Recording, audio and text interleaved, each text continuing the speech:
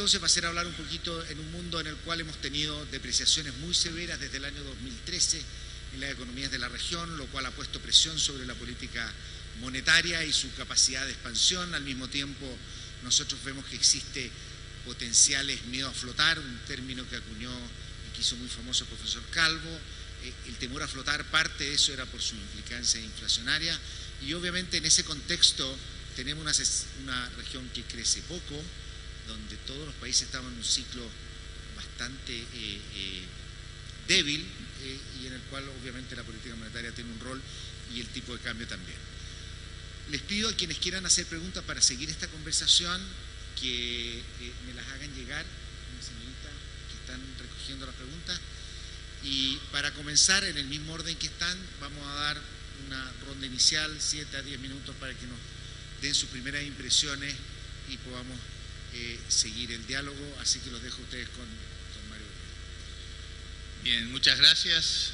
Corresponde agradecer obviamente al Banco Ciudad, a la Fundación, a la Universidad de Itela y al CLAF por la convocatoria y la invitación. ¿Qué mundo nos está tocando para trabajar, ¿no? Como bancos centrales? A veces los bancos centrales son como los jueces de fútbol, ya que estamos hablando de fútbol. Si las cosas están tranquilas, lo mejor que puede pasar es que nadie se acuerde del juez, ¿verdad? Pero cuando la cosa se pone turbulenta, los ojos van rápidamente a los bancos centrales. Y turbulenta tiene, creo que esa es casi una subestimación de lo que estamos viviendo hoy en el mundo.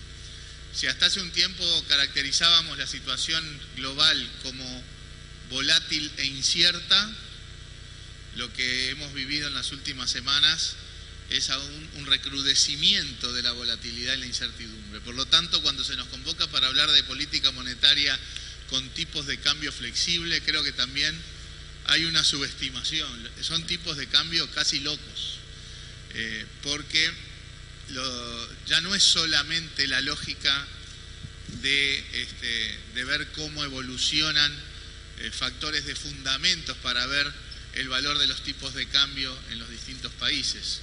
Hoy tenemos un mundo global en donde toneladas de capitales fluyen. A partir de la crisis financiera del 2008, hoy hay 4 veces más dólares en el mundo moviéndose de un lado para el otro, moviéndose en forma de manada. ¿Sí? Yo hago un poco siempre la caricatura de que todos los que están en las decisiones financieras en el mundo se levantan más o menos a la misma hora, se peinan, se lavan los dientes, algunos se bañan y prenden la computadora, todos miran la pantalla de Bloomberg y leen las 10 noticias del día de Bloomberg y salen a la calle a replicar y conversar en el propio mundillo sobre esas mismas 10 noticias de Bloomberg y las cosas y por lo tanto todos terminan decidiendo más o menos lo mismo al final del día.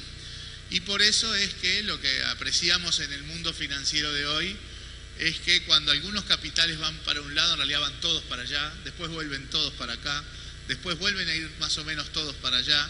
O sea, tenemos una lógica de globalización basada en comportamientos de manada, que para países pequeños, necesariamente abiertos como los nuestros, son desafíos permanentes. Pepo decía, desde el 2013 hemos tenido fuertes depreciaciones de nuestras monedas, previo a un proceso 2008-2013 de fuertes apreciaciones de nuestra moneda. Y en realidad la depreciación se suavizó cuando la Reserva Federal le puso paños fríos a la evolución de las tasas de interés y entonces empezaron a volver capitales, hasta que ganó Trump y ahí estamos en el medio del ruido. Ahora estamos en plena turbulencia, no es factible, creo, sacar conclusiones, hay que esperar, wait and see, ¿verdad? O sea, creo que estamos en un momento de mucho ruido, de mucha incertidumbre. Si algo caracteriza a las propuestas de Trump, ya es la incertidumbre, y además se suma la otra incertidumbre, que es cuál de sus propuestas realmente va a poder implementar. O sea, estamos en un momento en donde sacar conclusiones de cómo se mueven las variables sería bastante atrevido. Estamos en medio del ruido, en medio de la turbulencia, y no es factible, creo, sacar conclusiones demasiado firmes. Pero lo que está claro es que estos movimientos globales tienen quizá como eje lo que pasa en los países desarrollados y en particular las decisiones de la Reserva Federal y el Banco Central Europeo y el Banco de Japón. Cuando la Reserva Federal hace la expansión monetaria monumental que hizo, los capitales venían para los países emergentes, fuertes desafíos para los bancos centrales, no solo en la tradicional política monetaria, ya sea en la fijación de las tasas de interés o en la fijación de la evolución de los agregados monetarios, sino que obligó a interactuar con el conjunto de políticas regulatorias y lo que se dio en llamar medidas macroprudenciales. Y ahí es un poco un punto que quiero hacer en estos 7 minutos en los cuales seguramente fracase de cumplir, que es que estas son las cosas en que por intuición, por formación, etcétera, empezamos a hacer cosas sin sustentos teóricos demasiado firmes. E incluso hasta en la propia semántica, ¿verdad? Se empezó a tomar medidas macroprudenciales cuando nadie había definido muy bien qué cuernos es una medida macroprudencial y cosas por el estilo. Entonces tenemos una combinación de cosas que va mucho más allá de la clásica tradicional política monetaria basada en tasa o basada en agregados. Enfatizo un poco esto de tasa y agregados porque Uruguay manejó agregados hasta el 2007, manejó tasas hasta el 2013 y después volvió a los agregados monetarios como señal de política. Estados Unidos bajó las tasas a cero y durante todo el tiempo que tuvo las tasas en cero nadie puede decir que hacía política monetaria en base a tasas. Lo hacía en base a los aflojamientos cuantitativos y la compra de activos, primero activos que no valían mucho, después activos que valían un poco más. Cuando Japón dice con tasa cero voy a duplicar la base monetaria, está usando agregados monetarios. Cuando Mario Draghi con tasa casi cero dice vamos a hacer todo lo que haya que hacer, también está señalizando con agregados monetarios. Es decir, en cualquiera sea la herramienta, y que en buena medida el mundo de ese 2008-2013 redujo sustancialmente el poder de la tasa de interés en el mundo desarrollado, bueno, cualquiera sea la herramienta, tasa de interés o agregados, ya la política monetaria tradicional de una única señal y sobre todo la fijada en la tasa overnight y con lógicas de regla de Taylor o con lógicas de tasas de interés natural wixelianas, bueno, tenían el desafío de los flujos de capitales y de su incidencia en otros factores de objetivos de la política económica de cualquier país.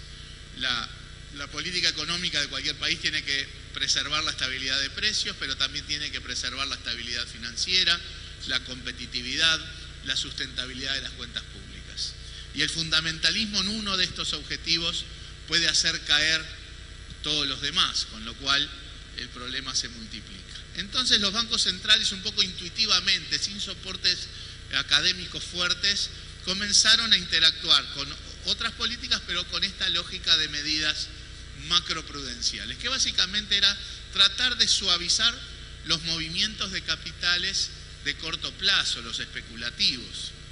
Si vienen capitales bajo la forma de la inversión extranjera directa, bienvenidos, pero cuando vienen a buscar rentabilidad inmediata, porque en el mundo desarrollado la tasa es cero, bueno, ahí si dejábamos que eso fluyera sin ningún otro tipo de lógica de intervención de política, pasaban dos cosas. Primero, los tipos de cambio, por razones circunstanciales, no de fundamentos, nuestros tipos de cambio se iban a apreciar de tal manera que íbamos a tener problemas serios en materia de competitividad. Y además, hacían nulas las políticas monetarias, porque si uno colocaba instrumentos para sacar pesos del mercado o moneda doméstica del mercado, y en realidad lo único que lograba era atraer capitales del exterior que compraban enteramente las emisiones, la política monetaria era nula, no sacábamos un solo peso del mercado, solo atraíamos dólares del exterior.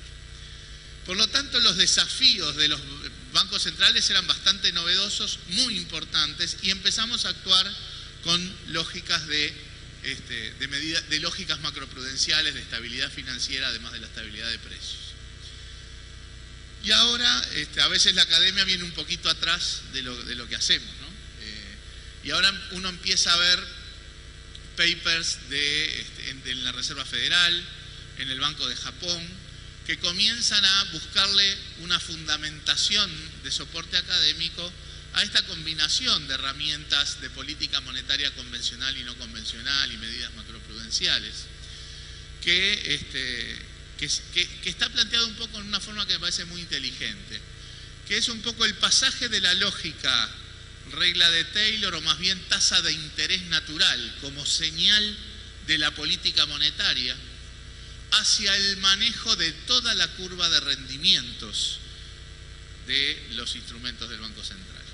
O sea, el objetivo no es pegarle a la tasa de interés, sino pegarle a toda la curva de rendimientos. Y hay papers que comienzan a plantear algo así como el pasaje de la tasa natural de interés a la yield curve, a la curva de rendimientos natural.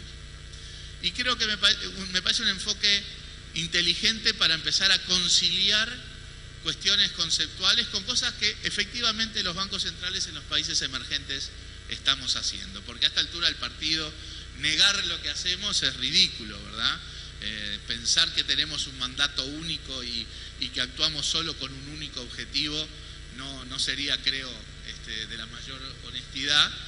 Tampoco decir que con la previsión de lo que iba a pasar, que estas cosas se iban a revertir, decidimos una estrategia de acumulación de reservas. No, la acumulación de reservas fue más bien el resultado de las medidas tomadas en el terreno monetario cambiario, que afortunadamente hoy las tenemos para poder hacer frente justamente a la reversión de estas medidas.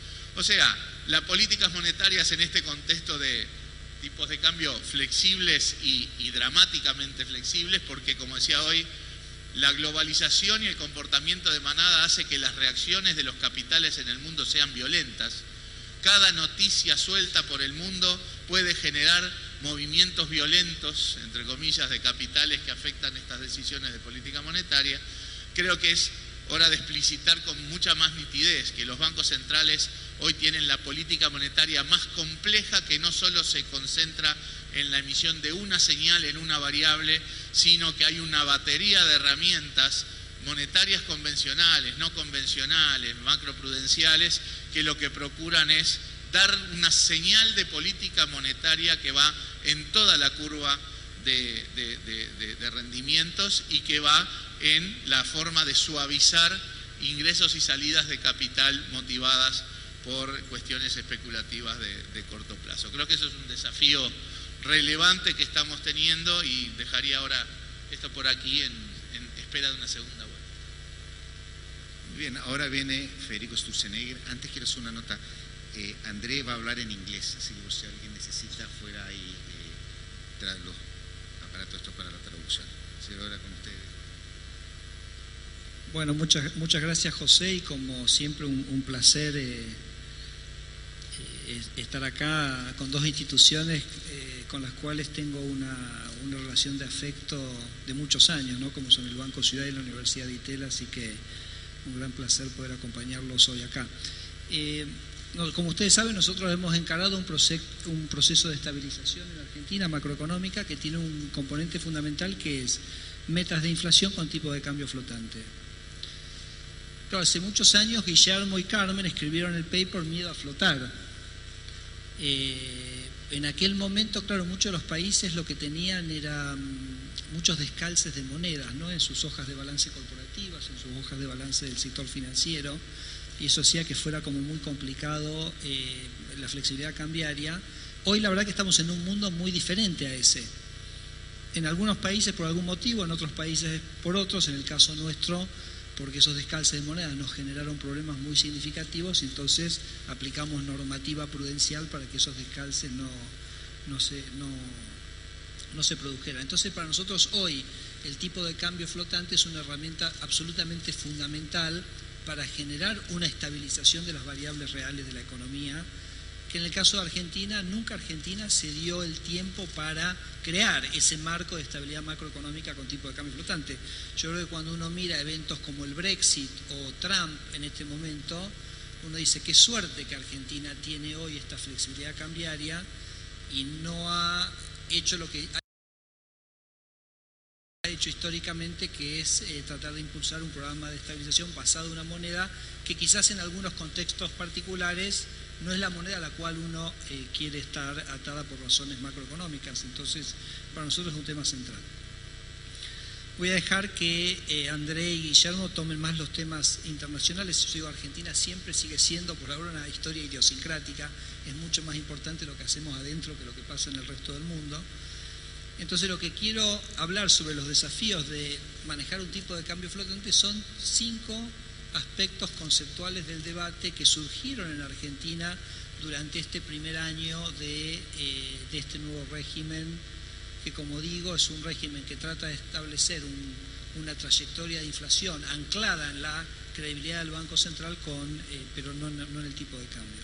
Y los 5 temas son el rol del dinero en este proceso de estabilización, toda la discusión sobre cómo se interpretan los movimientos de tasa. Nosotros usamos la tasa como instrumento de política monetaria, las discusiones que hemos tenido sobre el stock de Levax, las dificultades que implica tener 20 estimaciones del IPC y no una, lo cual genera una complejidad adicional, y después justamente cómo interpretamos el rol del tipo de cambio y su relación con la macroeconomía en este contexto. Arranco con el primero, que es dinero.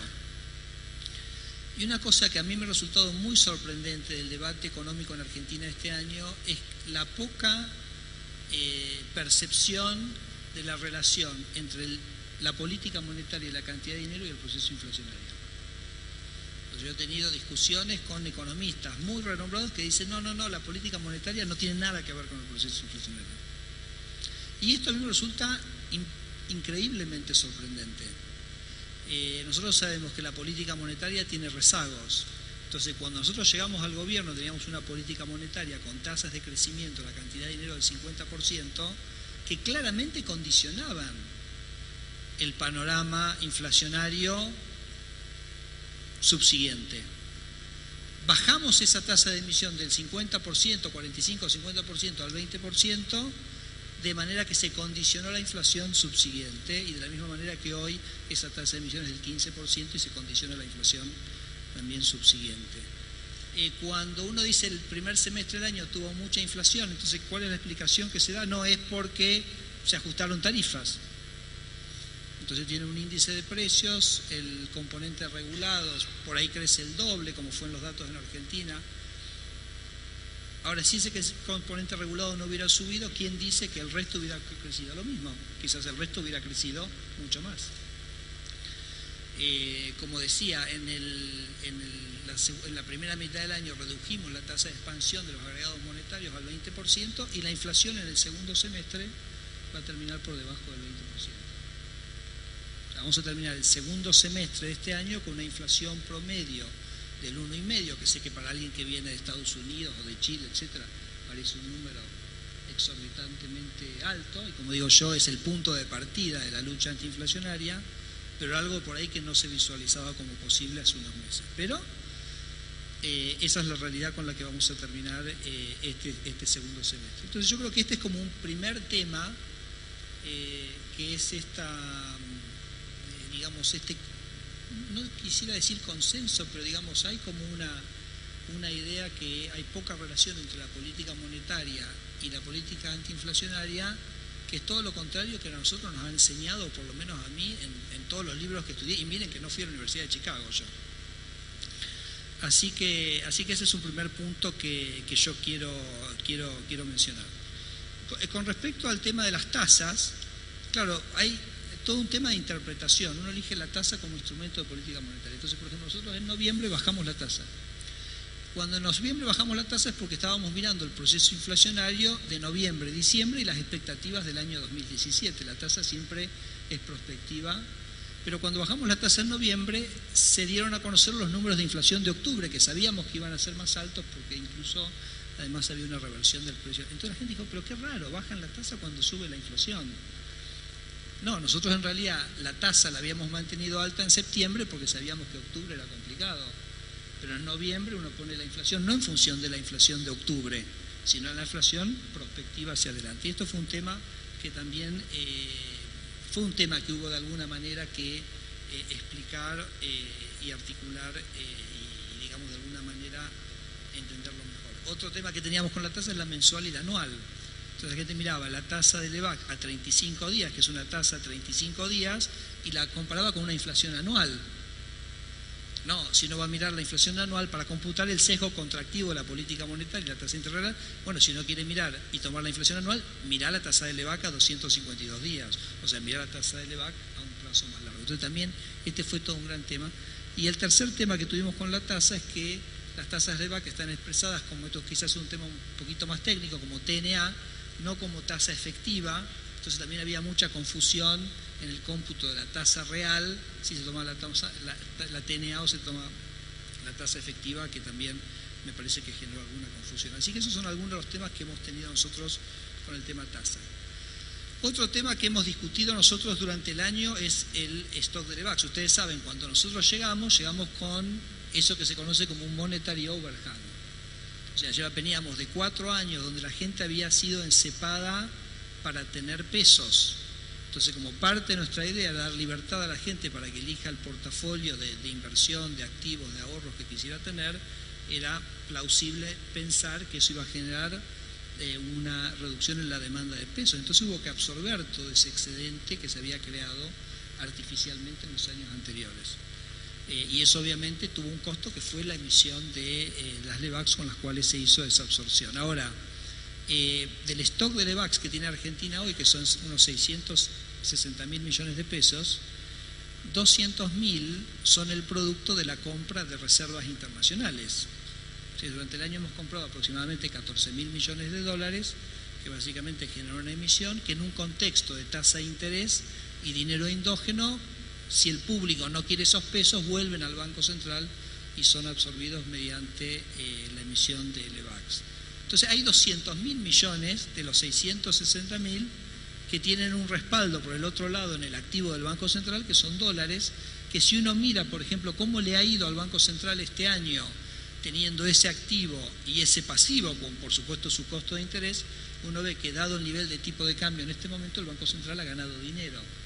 Si uno compara el valor al cual compró esos dólares, el valor de esos dólares hoy y los intereses que tuvo que pagar por la esterilización correspondiente. Entonces, de los 660.000 hay que sacar 200.000, que es básicamente una cuenta que tiene que ver con la acumulación de estos activos, y entonces quedan 460.000 contra los 360.000, y entonces uno ve que no hay un aumento en el stock real de LEVAX.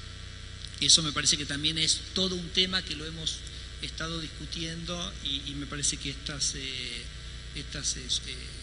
no sé si sutilezas o por lo menos estos detalles no han estado siempre del todo claros. La cuarto tema que me parece sí es muy relevante es, mañana se va a dar a conocer el índice de precios del consumidor del INDEC, que es el número que nosotros tomamos como referencia para nuestra política monetaria. ¿Por qué? Porque el número de INDEC es GBA, que básicamente incluye al 40% de la población de Argentina, es decir, es el número de inflación más amplio que tiene Argentina. Después uno tiene el de la provincia de San Luis, el de la provincia de Córdoba, el de la ciudad de Buenos Aires, pero el de INDEC GBA es el más amplio, y cuando el INDEC, que ha anunciado en el 2019 va a tener un índice de precios nacional, va a ser el índice de precios de INDEC nacional el que tomemos como referencia o como objetivo de la política monetaria. Entonces mañana se va a conocer el número del INDEC. Pero claro, llegamos, ¿cuándo es mañana, que es 14? Llegamos al 14, 15, y ya se han anunciado 20 números de inflación.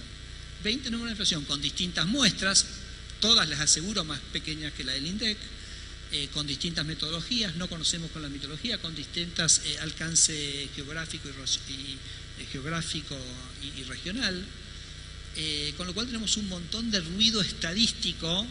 Podemos tener una inflación de 0 y vamos a tener números que van a estar moviéndose para arriba y para abajo simplemente por error muestral. Entonces eso simplemente le pone un desafío adicional. Repito, porque cuando uno mire los números de INDEC, se va a terminar el segundo semestre con una inflación promedio del 1,5%, que repito, es una inflación que va corriendo a menos del 20%, cosa que hace años no ocurría en Argentina, pero no está instalado eso. Y estamos a 15 días de terminar el semestre.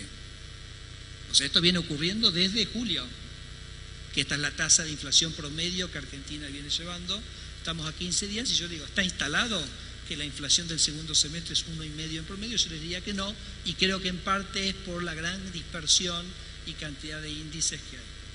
El último tema, José, para terminar, tiene que ver con el tipo de cambio. Entonces, el tipo de cambio, otro de los elementos de la discusión muy importante es el tan mentado pass-through. ¿Qué pasa cuando se mueve el dólar si se mueven los precios? Claro, cuando uno mira la historia de Argentina, de Brasil, de Colombia, de México, en los años 70 y en los años 80, uno ve claro que hay una correlación muy directa entre esas dos variables, casi como que se mueven juntos. Ahora, no hay que confundir correlación con causalidad. Lo que estaba por detrás era una política monetaria expansiva que hacía crecer todos los precios de la economía, los precios en general y el tipo de cambio. Después, cuando México, cuando Brasil, cuando Chile, cuando Colombia pasa a tener una política monetaria que tiene otra dinámica, los valores de esos niveles de pass-through caen dramáticamente a números. Entonces me parece que esto también es algo que aquellos que mencionan esta relación directa, me parece que están como analizando la situación monetaria en otro contexto monetario, en un contexto monetario donde es una política monetaria que genera inflación la que genera la correlación entre las variables, que hoy no está presente.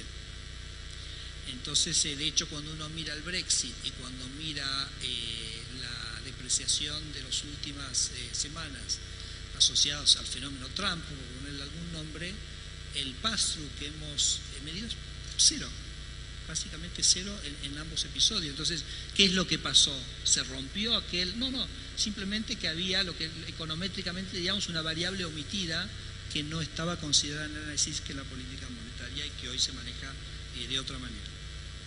En el caso de Trump es particularmente interesante, y termino, José, porque cuando uno mira el tipo de cambio, que me parece que también ayuda a entender por qué se da esta diferencia de movimiento entre las variables, cuando uno mira el tipo de cambio, uno se pregunta, ¿qué pasó con el tipo de cambio argentino las últimas semanas? ¿Se depreció o no se depreció? Bueno, no es una pregunta que uno pueda contestar sin decir el tipo de cambio respecto a qué. El tipo de cambio respecto al dólar sí se depreció. Ahora, con respecto al real, ¿qué pasó? Y con respecto al real se apreció el peso. ¿Qué pasó con el tipo de cambio nominal multilateral de Argentina? Está constante. Entonces, me parece que de nuevo el modelo ese del pass-through es un modelo donde el shock era el peso. Cuando la política monetaria hace que el peso no tenga un shock, en este caso puntual el shock es el dólar que se está moviendo respecto a todas las monedas, entonces luce de manera mucho más evidente que esta relación entre la dinámica de precios locales y el tipo de cambio no tiene, digamos, razón de ser. Así que yo diría, José, que esos han sido como 5 temas que han estado en el debate académico, en el debate con los consultores, en el debate con la prensa, y que me pareció importante sobre el fin de año como de alguna manera hacer un repaso de ellos. Tienen unos micrófonos. A continuación vamos a escuchar al profesor Calvo. Ahí adelante. Si tengo esto por si se demora. Muchas gracias otra vez. Me alegra estar en este grupo. Con 2 de ellos hemos estado no hace mucho en Uruguay discutiendo cosas parecidas y siguiendo este proceso. Yo voy a ser breve. No puedo entrar en el debate sobre el caso argentino, en primer lugar que no lo conozco tan bien y realmente merece mucha atención. Debo decir, sin embargo, que una cosa muy importante ha pasado en la Argentina a todo nivel y notablemente a nivel de Banco Central. Ahora uno puede estar de acuerdo o en desacuerdo con las reglas del Banco Central, y ahí cuando hay 2 economistas hablando especialmente de temas monetarios, lo más probable es que no estén de acuerdo, pero eso es normal. Lo que es muy importante es que el Banco Central se ha transformado en una institución seria, que está poniendo objetivos claros, que está siguiendo reglas muy transparentes, y que, bueno, todos esperamos que funcionen y podemos discutir sobre eso. Pero no quisiera entrar en ese tema porque nos lleva a una cosa mucho más específica. Tal vez alguno de esos temas toque acá. Yo quisiera decir tal vez voy a tomar una posición un poco más académica en consecuencia, es que cuando me pidieron que estuviera en esta sesión sobre el tipo de cambio flotante, la primera pregunta que yo digo, ¿qué quieren decirme con eso? Porque flotante quiere decir que no es fijo. Y entre que, bueno, eso es todo lo que sé. Entonces vamos a discutir que no es fijo. No es eso, vamos a discutir flotante. Pero eso depende de dónde me pongo. Y no hay Banco Central, diría yo, que flota. Podrá por miedo a flotar o porque tiene una regla. Aún el Banco Central de Argentina, ¿verdad?, flota, pero acumula reservas. Entonces, cuando uno estudiaba teoría monetaria hace unos años, decía, bueno, con flotar no necesitas tener reservas. Después de la caída de Bretton Woods, se dijo, no es necesario las reservas, muchos economistas decían, porque ahora vamos a flotar. Entonces, ¿para qué necesito las reservas? Y total, cuando hay un desequilibrio, la tasa de cambio toma. Pero, obviamente, ese no es el caso y hay razones muy buenas por las cuales los bancos centrales, usemos la palabra, intervienen, directa o indirectamente, ¿no es cierto? Ahora, ¿cómo interviene? Y ahí hay todo un tema que es relevante un poquito a lo que estábamos discutiendo y relevante a cómo se hace política monetaria hoy día. El instrumento que los bancos centrales tienden a usar, a veces usan otros, es la tasa de interés. Ese es el caso. Estamos hablando en el caso argentino en particular, en lo que acaba hoy de anunciar la Fed, vuelve a usar la tasa de interés. El problema con la tasa de interés es que se empezó a usar en Estados Unidos cuando los agregados monetarios dejaron de funcionar. Entonces eso fue en los 70. Y entonces, como a Volcker no le funcionaban los agregados monetarios, porque no sabíamos cuál era el relevante, eligió una tasa de interés y pudo, no voy a entrar en el episodio, parar la tasa de interés, parar la inflación a punta de tasa de interés. Eso pudo hacer Estados Unidos. Para algunos otros países, como fue el caso en los años 80 de Brasil, usar la tasa de interés creó problemas, porque cuando la tasa de interés es muy alta y eso indexa la tasa de interés, que pasa en algunos países, que tiene que el cuasi fiscal, por ejemplo, se puede llegar a ciertos niveles que sea contraproducente, porque aumenta el déficit fiscal, etcétera, y no lo hace sustentable. Eso no quiere decir que cualquier suba. O sea, entonces, la tasa de interés hacia arriba puede tener limitaciones.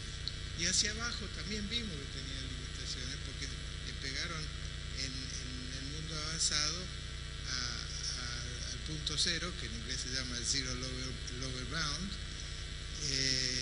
y la han tratado de bajar aún más, y bueno, ahí hay problemas también. Entonces la tasa de interés normalmente está, en casos de gran tranquilidad, es suficiente, pero yo creo que en el momento en que uno entra en situaciones un poco más complejas, yo veo a los bancos centrales, y lo entiendo teóricamente, complementando la tasa de interés con algo más.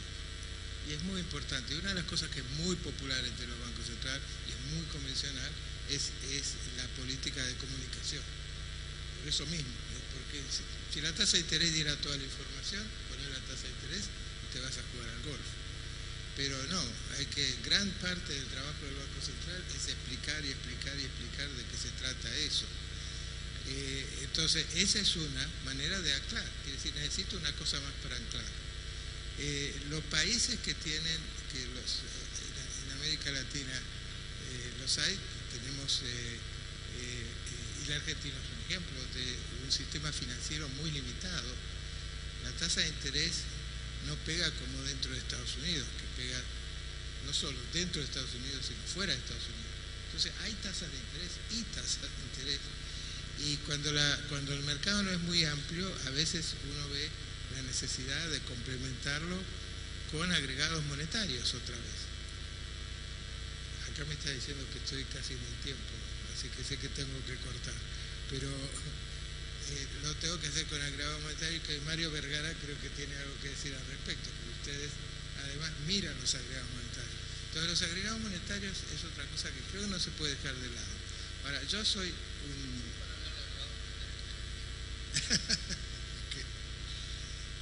él me va a sacar el tiempo en un momento, vas a ver. Cuando yo diga que,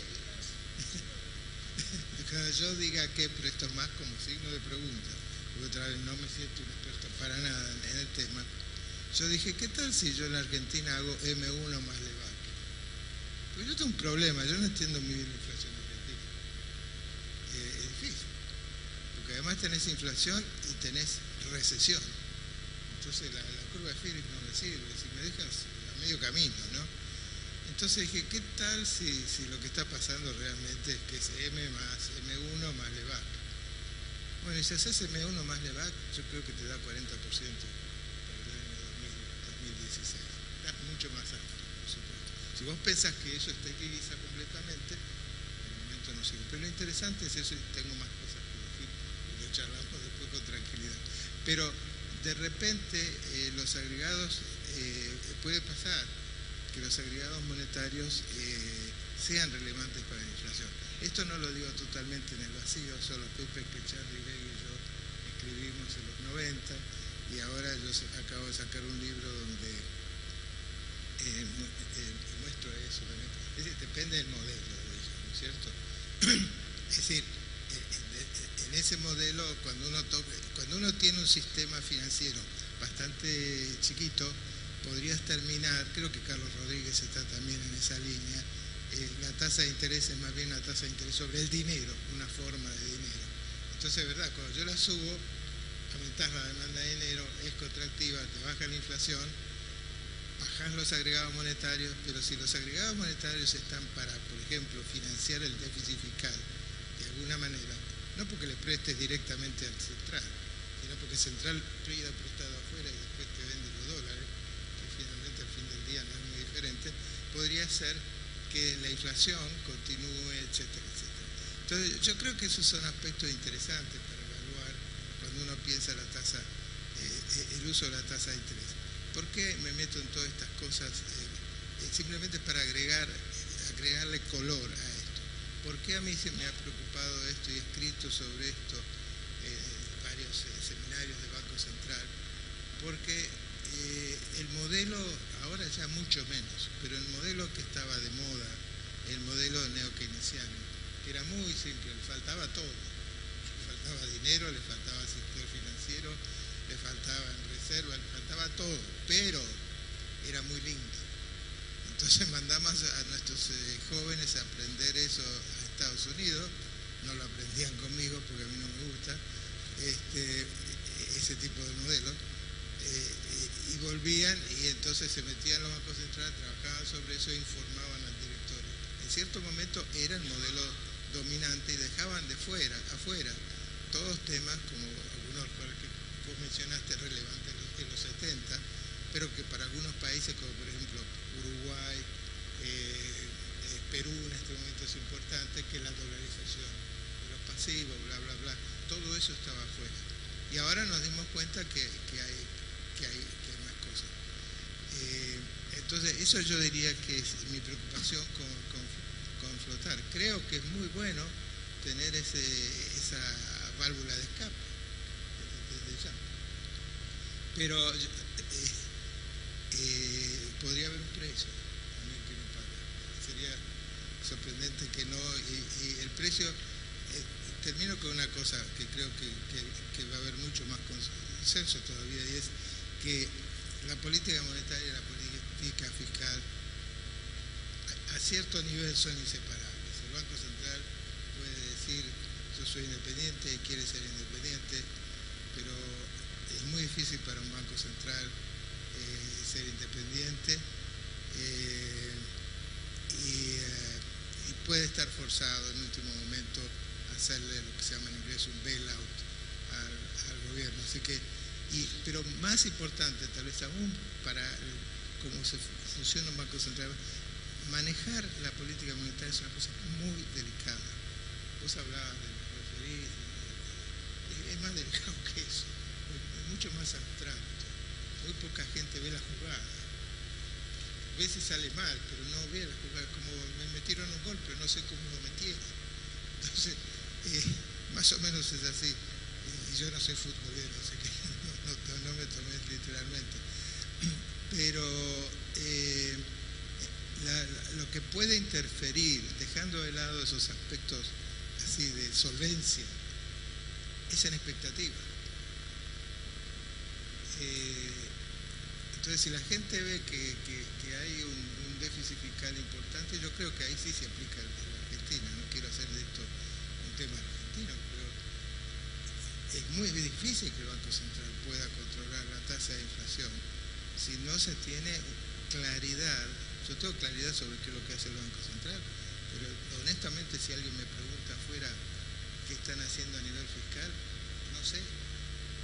No tengo una regla fiscal, tengo una regla monetaria, pero no fiscal. Entonces la monetaria queda agarrado a la inflación. Lo otro puede, como es finalmente es una entidad pública, el Banco Central puede ser necesario que salga a salvar al central. Con esto termino ahora para simplemente un ejemplo que me parece relevante, aunque no le preste al gobierno. En la época de Martínez de Hoz, se le prohibió a los bancos prestarle al gobierno. Entonces quisieron, los bancos no, el Banco Central, los bancos comerciales le prestaron al gobierno. El gobierno tenía un déficit que no podía pagar, quiebra el gobierno, pega la vuelta, quebraban todos los bancos, tuvo que salir el Banco Central a hacer lo que se supone que hace el Banco Central, que es el prestamista de última instancia, que es lo que hizo al final del día, prestarle al gobierno. Entonces es muy peligroso eso, pero en principio, claro, si uno puede darse el lujo, como uno lo ve con Chile, con Nvidia, o uno lo ve con Japón, que la tasa de cambio sube y baja y la tasa de inflación está apenas se mueve, obviamente es un grado de cambio. Gracias. Ahora, André Lara Resende. Gracias. Well, thank you. I think it's wiser if I speak in English after Carmen Reinhardt put to my ears her Cuban sounds perfectly, castizo, español, castellano, then I have to speak in English. Let me start by saying that we ask now from central banks more than ever, not only that to avoid cyclical unemployment and to control inflation, but also to restore growth against the evidence of strong headwinds like the demographic, debt overhang, and technological. This occurs in a moment where there is an analytical void in terms of monetary theory. Monetary theory made a major shift in the last decade of the 20th century. Monetary aggregates were sidelined, get back to that, and they disappeared completely from the macro models.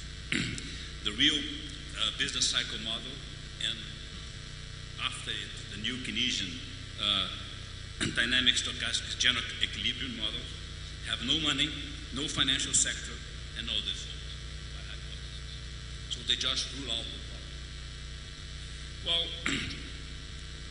after the crisis of 2008, under the sheer evidence that money matters, that finance matters, macro tried to reintroduce financial system into the analytical framework. But we now face what I call this theoretical void and an institutional anachronism. The theoretical void is basically that there is no longer a fundamental anchor to inflation. Once we got rid of monetary aggregate, inflation is totally unanchored.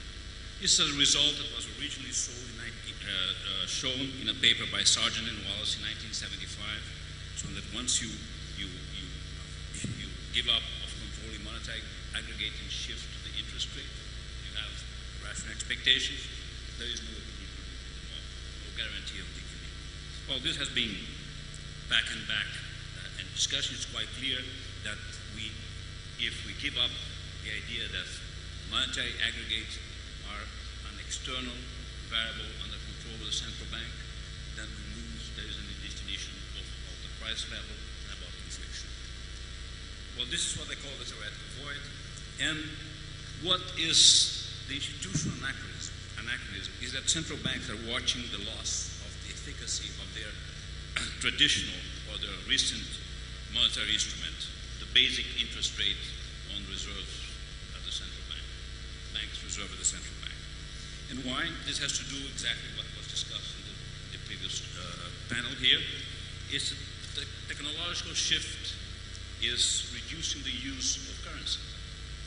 We are fastly going into the direction of what Wicksell called the pure credit economy, an economy where there is no currency. This means not only that there is no cash, but it might also not have bank deposits. It was John Hicks who said that monetary theory is more related to institutions, even more than economic theory, general economic theory. The fact is that we could think the history of monetary theory is closely related to the history of the English banking system. And if we look from the 18th century to today, in fact, there were two schools of thought. One, those who started from money to think about credit. That was what Schumpeter called money theories of credit. And you had another school that started from credit to think about money. And this is the credit school of money, according to Schumpeter. The first one was associated with the bullionists and the currency school in the England's controversies of the 18th century. Those who started from credit to think about money are associated with the anti-bullionists and with the banking school. In fact, the names like both David Hume and David Ricardo were clearly bullionists.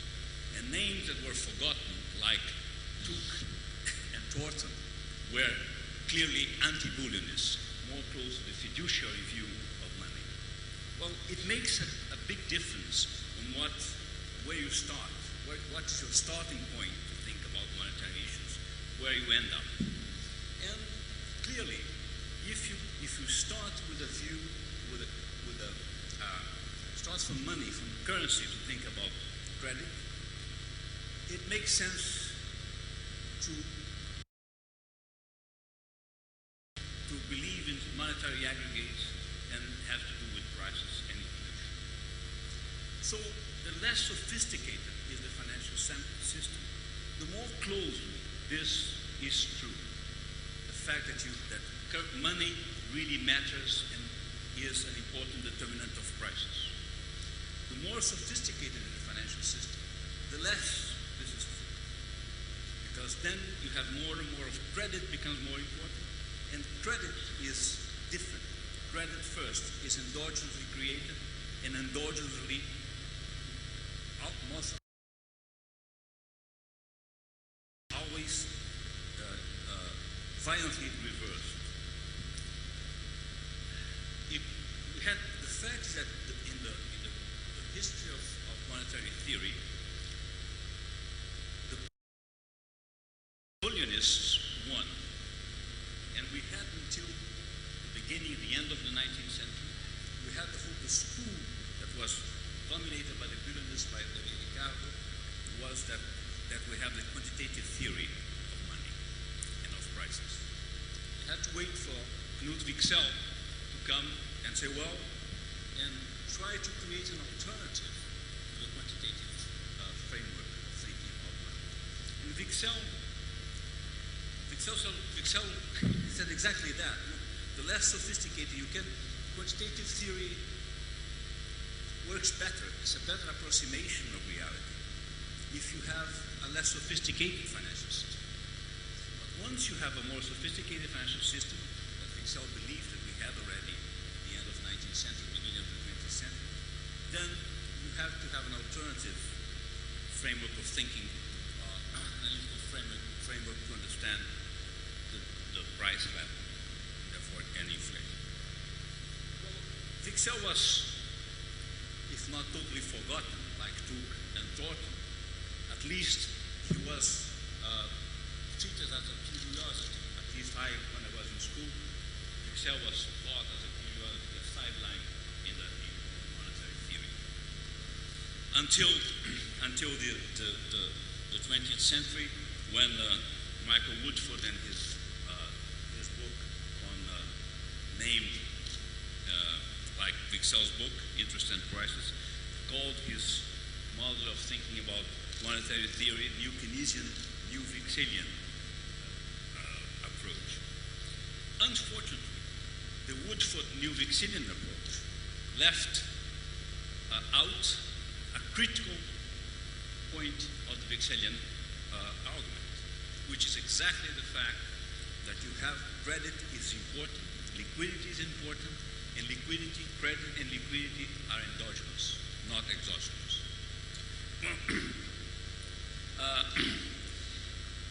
But I'm not going to extend on that. I think it's a very interesting discussion. I'm writing on that. But basically, what I wanted to say is that now as we are right now in terms of monetary theory, we do not have an answer to quite what anchors inflation. John Cochrane in 2011, at the end of an exhaustive survey of the literature, concluded that, and I quote him, if inflation is in fact stabilized in modern economies by interest rate targets, economists have no idea why this is so. And I agree 100% with him. Well, today's kit, monetary policy kit, it's basically inflation target and an interest rate group, the Taylor group. This seems to work well when conditions are under normal conditions. Relatively slow inflation, according to targets, it works well.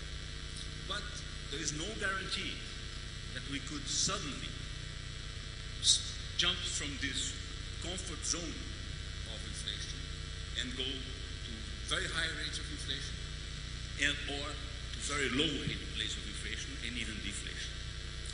The point is, it seems that inflation expectations seem to be very anchored in the sense that they are very hard to change.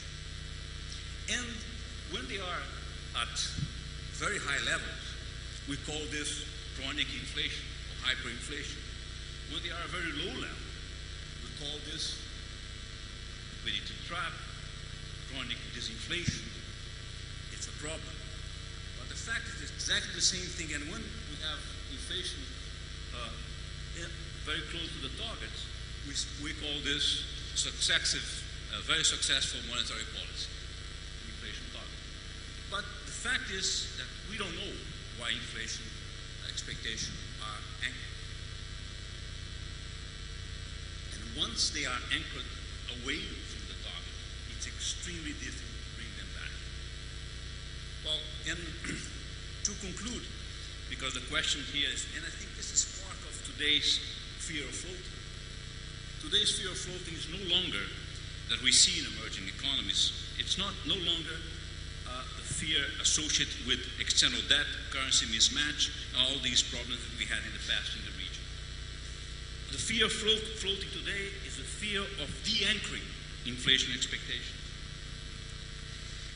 When we no longer have an analytical anchor for inflation, inflation is pure expectation, we fear that big devaluations could trigger the change in expectations.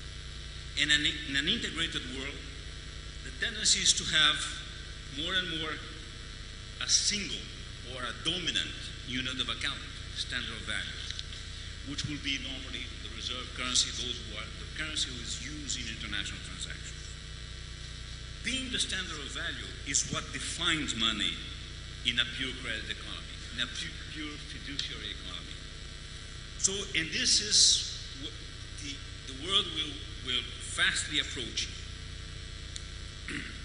So, in a pure credit economy, with a single or dominant, a very dominant unit of account, real devaluations are much harder to achieve. And fear of floating is justified if expectations could suddenly be de-anchored. So, why is it, but inflation today seems to be very well anchored. We had in the region, Latin America, we had in Brazil, we had very large devaluations in recent years. We have this fear of, well, don't play too much, and if we can, don't let the exchange rates make big swings. Well, to conclude, I think that I suspect that this has to do with the fiscal and debt sustainability. At the end, the crucial variable to anchor expectations is really fiscal and debt sustainability. So countries that have a weaker fiscal and debt situation have more reason to have fear of float. In fact, it's the fear of sudden changes, sudden de-anchoring, no longer sudden stops in capital flows, but sudden de-anchoring of expectations. I conclude with that. Thank you. Okay. La verdad que ha estado muy interesante. Los expositores tomaron el tiempo que les correspondía más el tiempo que tenían para el second round. Nadie está como llegaron muchas preguntas porque quedó todo el mundo absorto con tanta conocimiento y profundidad. Así que yo creo que la mejor manera de concluir es que les voy a pedir que hagan un round-up de un par de minutos. Si se alargan, don't worry, yo me puedo parar e irme porque voy a perder mi avión, así que sí, lo modera Mario.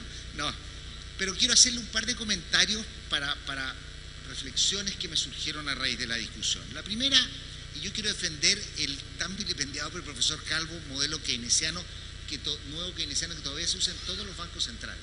Él tiene toda la razón, que hay muchas cosas que no tiene, y por eso la banca central tiene muchos más elementos para tomar las decisiones.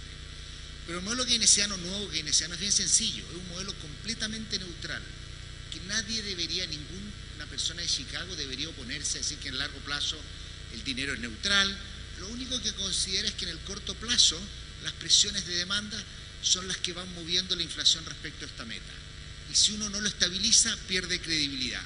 Y si uno es creíble, es menos costoso conseguir la meta. Y esto tiene una virtud, tiene la virtud de que uno no estabiliza la inflación como único objetivo. Al estabilizar la inflación, lo que está haciendo también es estabilizar el ciclo del producto y por lo tanto el desempleo. De manera que, y de alguna u otra manera, yo creo que nosotros siempre miramos la economía avanzada, que le fue muy mal, pero la economía emergente en esta crisis le fue bastante mejor, al menos en el manejo monetario, y en su salida de la crisis parte importante fue porque seguían estos esquemas basados en esto, que como decía, y muy bien decía Mario, obviamente esto es una dimensión. Si usamos agregados monetarios, si usamos tasa de interés, sabemos que no podemos usar los dos. Podemos fijar el precio de la papa y la cantidad de papa, ¿no es cierto? Pero va dependiendo del contexto, de la factibilidad de poder hacer una u otra política, y además, obviamente, tomar en cuenta primero que el tipo de cambio libre no existe. ¿Por qué no existe el tipo de cambio libre? Primero porque cuando uno cambia la tasa de interés afecta el tipo de cambio, por lo tanto no lo está dejando flotar, hay cierta intervención.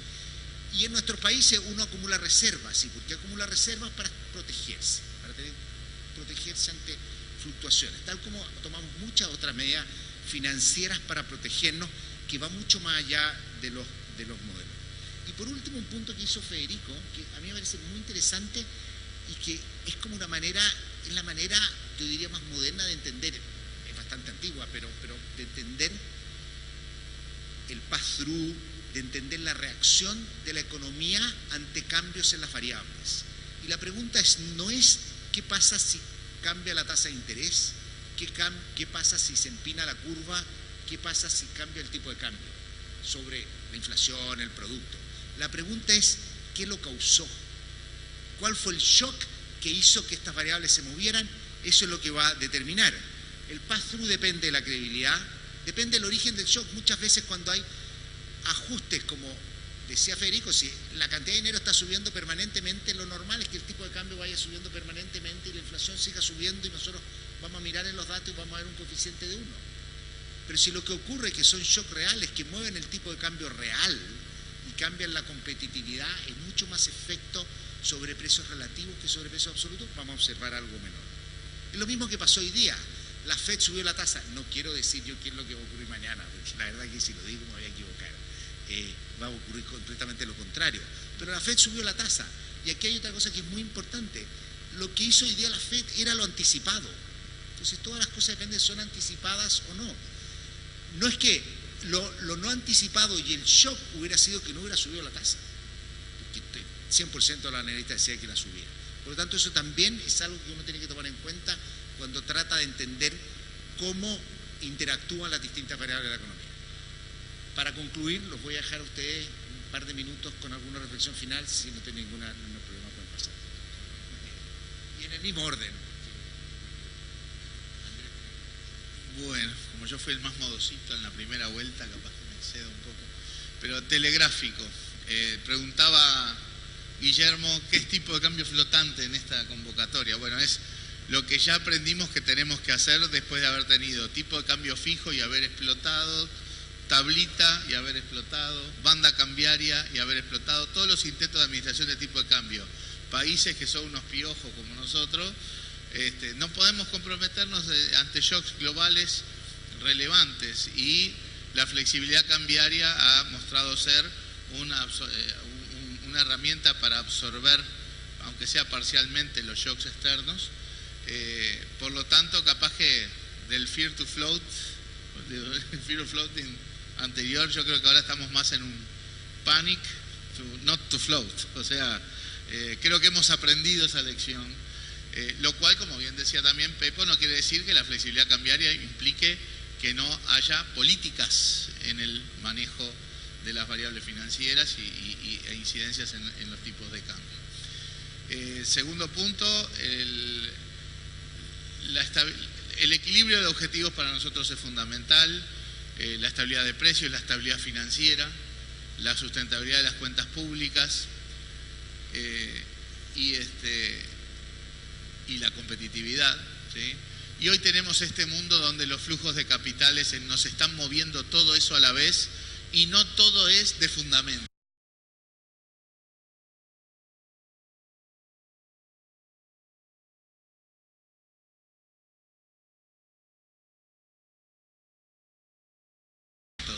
Hay mucho ruido de corto plazo, por lo tanto, la política monetaria en sentido amplio, como describía Guillermo, hoy es más un arte que, ¿verdad?, que cosas que puedan reflejarse estrictamente en un modelo.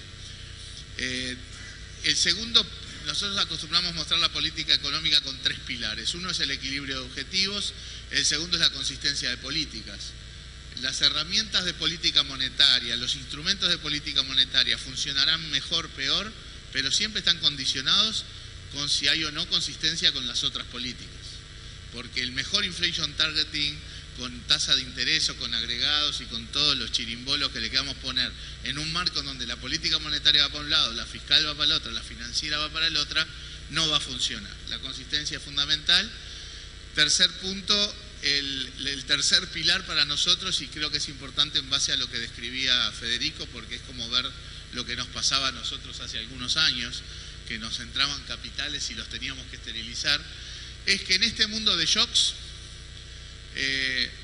el enfoque de equilibrio de balance de objetivos y consistencia de políticas tiene que ser complementado con un enfoque de manejo de riesgos. Estamos en un mundo de pura incertidumbre, de pura volatilidad, de puro riesgo, y por lo tanto las políticas públicas, la política económica y la política monetaria en particular tiene que tener ese enfoque de riesgos.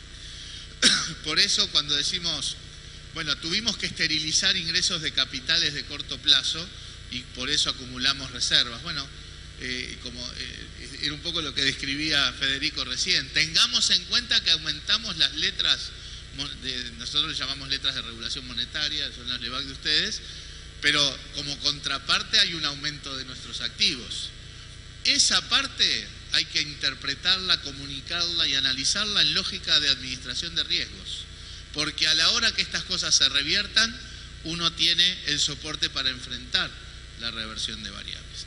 El último punto es sobre el tema instrumental. Nosotros pasamos de tasas a agregados monetarios, no somos evangelizadores, o sea, no creemos que todo el mundo tenga que hacer eso y no creemos que haya una única solución instrumental para todos los casos. Que cada uno use la combinación de factores que le funcione, pero sin olvidar que es una combinación de factores. No hay uso de agregados y nada más, no hay uso de tasa de interés y nada más. Hoy estamos intentando influenciar toda la curva de rendimientos. Con tasa o con agregados hay que mirar los dos, cualquiera sea la señal formal de la política monetaria, pero también hay que ver el tema cambiario y el tema que tiene que ver con que con estos flujos brutales, con las expectativas que se generan, etcétera, etcétera, hay cambios importantes en la demanda de dinero. Entonces, la contracara no es lineal entre tasa de interés y cantidad de dinero, porque estamos teniendo, por cuestiones de expectativas globales, cambios de portafolio y cambios de demanda de dinero que alteran esa equivalencia. Por lo tanto, hay que tener también un ojo en eso, además de lo instrumental, e incluso lo instrumental de la utilización de los títulos del Banco Central para influenciar desde el punto de vista del diferencial temporal la curva de rendimiento. O sea, la política monetaria, uno puede decir la señal es la tasa o la señal es el agregado monetario, pero en el mundo de hoy tenemos que estar viendo las dos cosas y ver cuando esas dos cosas no son uno la contracara de la otra, cuánto tiene que ver los flujos de capitales y los cambios en la demanda de dinero fruto de los cambios de portafolio, fruto a su vez de las expectativas de los movimientos de capitales y las tasas de interés internacional y cuánto va a valer el dólar y todo lo demás. O sea, esto es una ingeniería complejita que hay que estar aprendiendo todos los días. Bueno, me dicen que hablé mucho la otra vez, así que trataré de ser telegráfico. Voy a hacer eco de algunas de las cosas que se dijeron. La política monetaria es un arte. Yo la metáfora que uso es como que es un auto que vas manejando, pero cuando girás el volante, el auto gira a las 6 cuadras. Entonces tenés que tener un buen mapa para ir, digamos, avanzando. Y tiene estos rezagos, ¿no? Entonces nosotros tenemos un objetivo, como yo decía, inflación segundo semestre del 2015 abajo del 20%, y tenemos un objetivo de 12, 17 para el año que viene, y lo que hacemos hoy está todo en función de lo que va a ocurrir el año que viene. Así que eso es un arte. Ahora, Guillermo lo que más enfatizó fue justamente la relación política fiscal, política monetaria. Nosotros era un tema que siempre lo tuvimos muy presentes. En el corto plazo, la manera que lo tratamos de acotar es básicamente acotando eso que se solía llamar en el gobierno anterior la dominancia fiscal de la política monetaria, definiendo un monto nominal en pesos que acotaba y básicamente se trazaba la línea ahí. Cuando nosotros lo dijimos originalmente a principios de año, lo dijimos en enero de este año que iban a ser 160.000 millones de pesos, se encontró mucho escepticismo respecto, ¿sí? Bueno, se cumplió, ya definimos el número para el año que viene, es un número que en términos reales cae 1/3. Ahora queda, entonces de esa manera, en la relación de corto plazo. Ahora vos planteaste, bueno, pero ¿cómo está el tema de la sustentabilidad fiscal de mediano plazo? Yo lo que digo siempre, nosotros hemos sentado posiciones del Banco Central sobre esto, decimos, miren lo que hizo la gente que está en este Ejecutivo en su gestión en la Ciudad de Buenos Aires. Los procesos de convergencia fiscal y de mejora de la calidad del sector público no son procesos mágicos que ocurren de un día para otro, sino que son procesos de años y años de trabajo coherente y consistente. Me parece que es muy interesante mirar la experiencia del presidente de la Ciudad de Buenos Aires para entender que hubo un fuertísimo proceso de ordenamiento fiscal, que me parece que algo indica respecto de la trayectoria posible en el gobierno nacional y que es lo que a mí me deja muy tranquilo respecto de ese punto. Respecto de lo otro que mencionó Guillermo, me parece muy interesante, son, bueno, el sistema trataba de encontrar sus maneras, ¿no? Por ejemplo, decía, bueno, el central no le pasaba plata al gobierno, pero entonces fueron al sector financiero. Bueno, nosotros acá ya nos hemos vacunado de todo.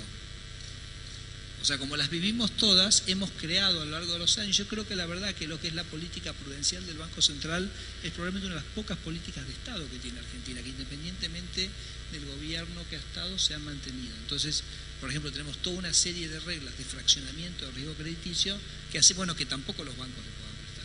O sea, tenemos un montón de semáforos con amarillos y rojos que nos van a advertir si de alguna manera nos estamos deslizando hacia un equilibrio que querríamos.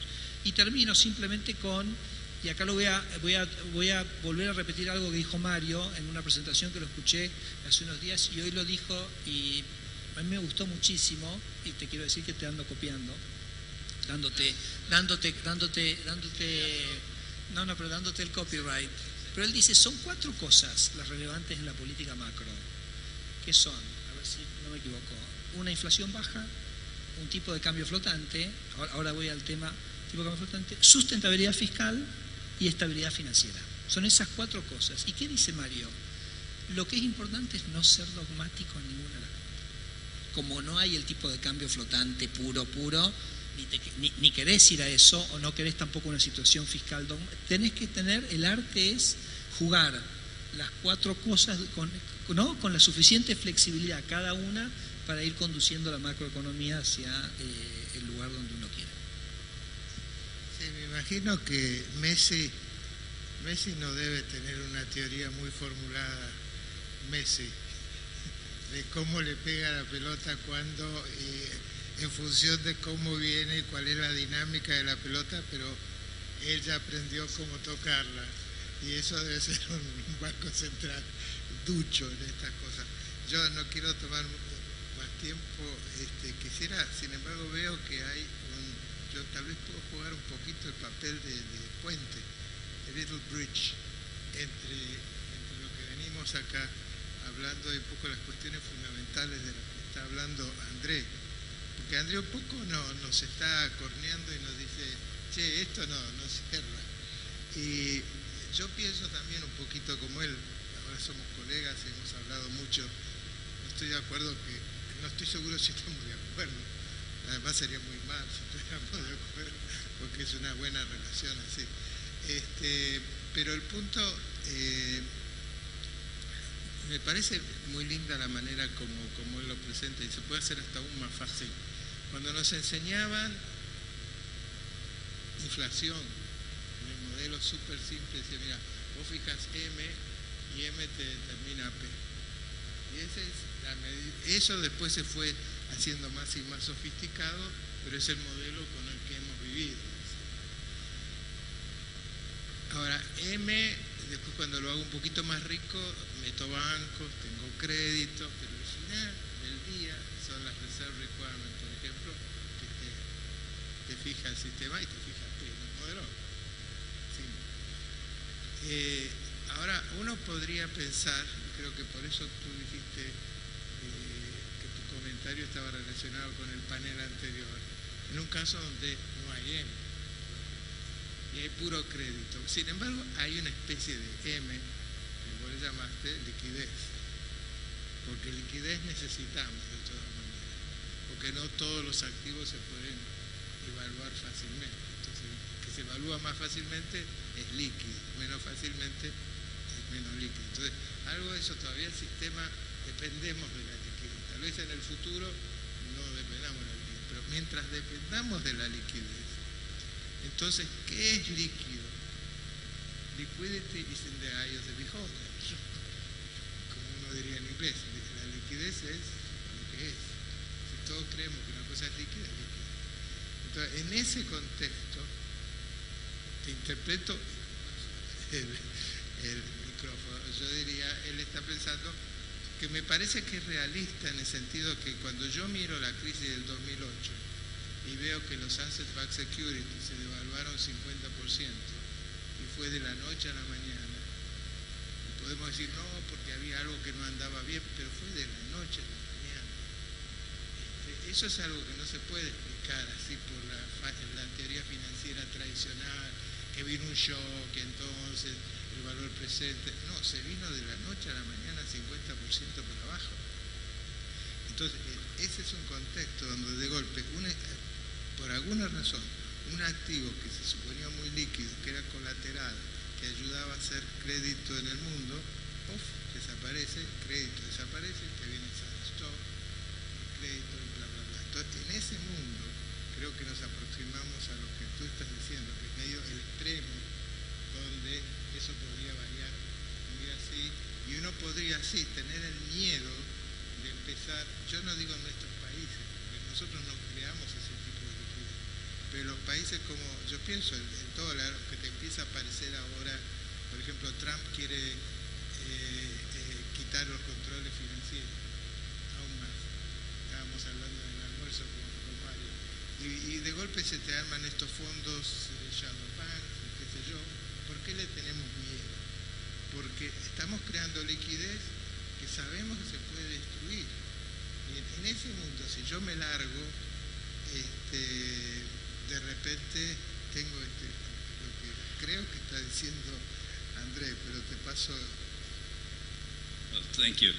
I'll be very brief, otherwise we're going to go, Guillermo and I would go for forever with this discussion. But I think that the point is that liquidity is a relevant concept, and liquidity is endogenous in the system. The system creates endogenous liquidity, and that's what Guillermo was saying. And when you have a boom in asset prices, this generates liquidity. Why? Because assets are collateral, and once you have a higher price, you can give more credit. You can give more leverage, and maintain the same proportion of collateral to the price of the asset. And all of a sudden, once a boom in asset prices reaches a point where it starts to decrease and to be reversed, then the reversal is very sudden. The system destroys liquidity extremely, very fast. This is the mechanism of the endogenous creation of liquidity and the sudden and endogenous destruction of liquidity. And what we've seen with the crash in 2008, that this happened, and then the central banks intervene to generate liquidity, outside exogenous liquidity, to compensate for the endogenous destruction of liquidity. This, what we learned from this experience, and this avoided a collapse and a deep depression. But the second result of that is that we had no deleveraging. Because once you have a collapse, that disappears, because people just go bust. But once you avoid the collapse, reintroducing liquidity, what you do is, yes, the action of central banks to introduce liquidity exogenously to compensate a drastic reduction in the liquidity in the system is very important to avoid a deep collapse of the economy. But once you avoided the collapse, you are stuck with a slow level of activity. Further increasing liquidity will not get you out of the liquidity trap. It will not stimulate recovery. Basically, why? Because that's still there, and you do have the debt overhang on the system.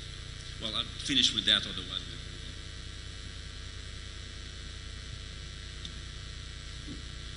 Muchas gracias, muchas gracias a los panelistas, muchas gracias a los organizadores de este evento. Con esto concluye este panel, este evento. Muchas gracias a todos y espero que hayamos aprendido como aprendí yo. Gracias.